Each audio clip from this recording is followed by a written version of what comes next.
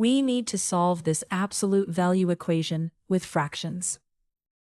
First, keep the domain restriction. The absolute value denominator cannot be 0.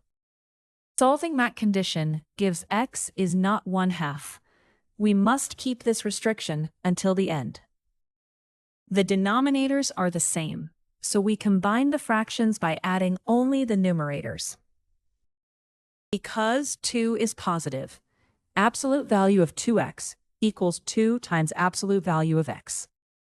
Now, the numerator becomes 3 times the absolute value of x.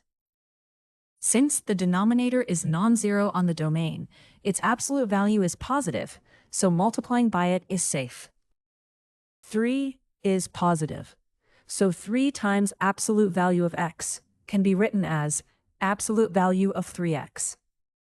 When two absolute values are equal, the inside expressions can be equal.